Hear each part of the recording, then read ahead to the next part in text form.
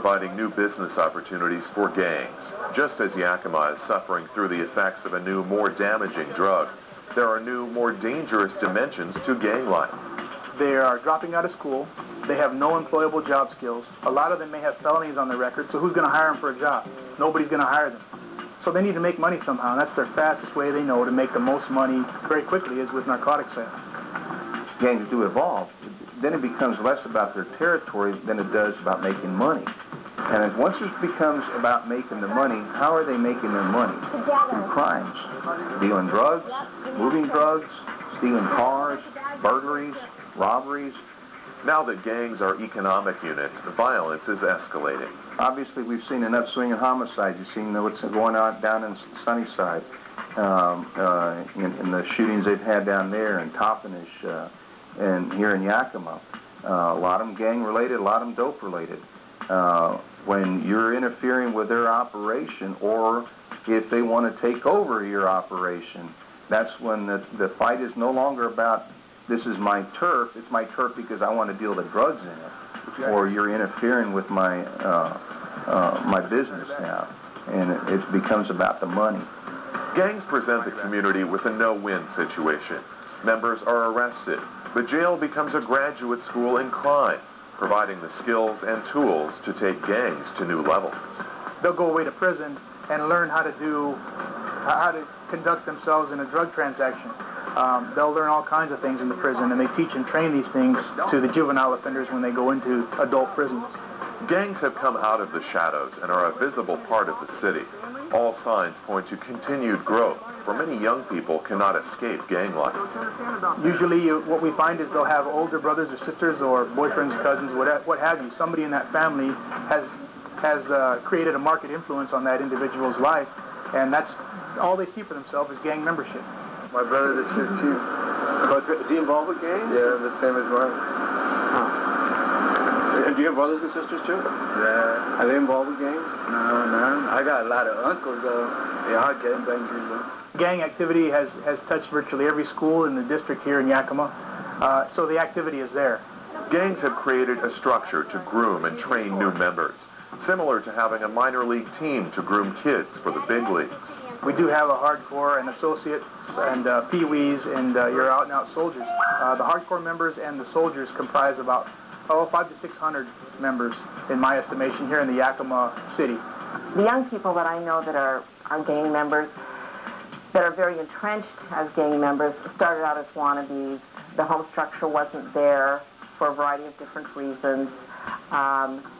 Their need to be successful in their gang required them to become violent.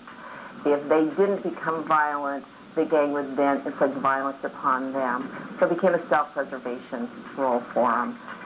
Once jumped into a gang, it's very difficult to exit. To get out of a gang, in a lot of cases, means that they must be jumped out, which means they will be significantly beaten by fellow gang members. It will take a major effort to change the conditions that breed gangs. There are psychological and social factors that are hard to overcome.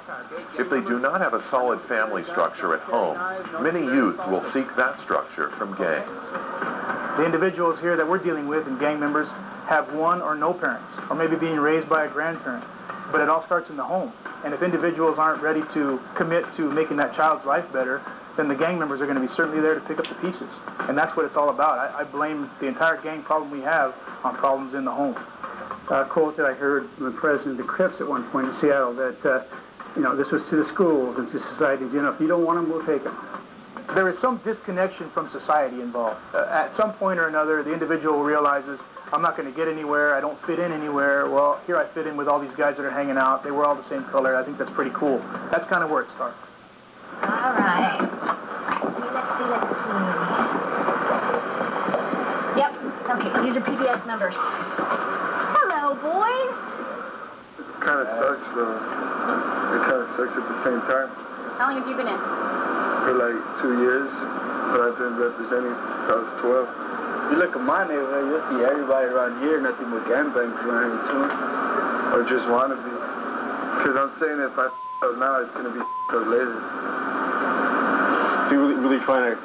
Yeah, I'm trying to change, but I doubt I am. you don't want to end up dead. Yeah.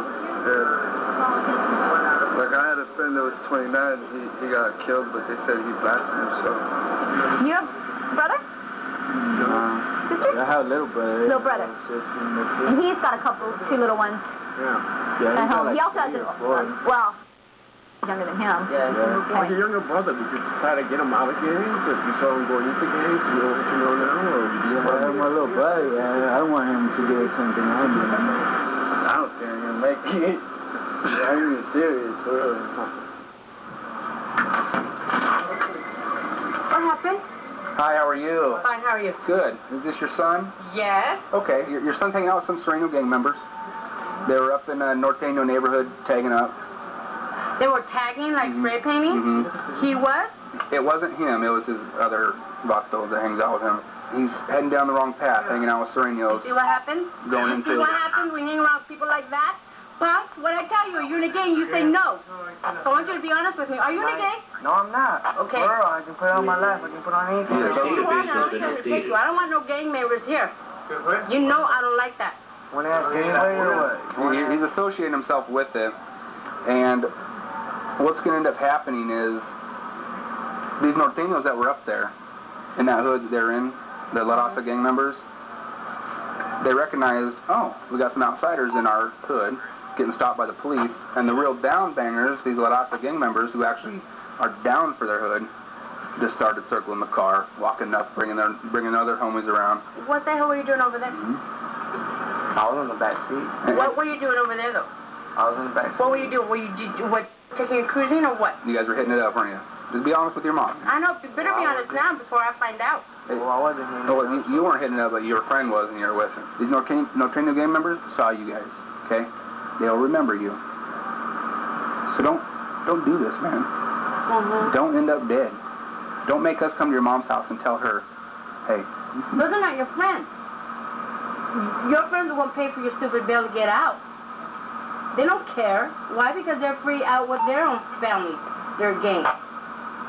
They don't care. They're not your family. We are your family. You don't have to worry about them. What do you care if they go out cruising? You don't have to go. Because they're here with us. So you have a choice to make. How old are you? 15. Okay? You're on a road right now. You're at the Y. You can go left and go the wrong way, or you can go right and go the right way. Okay?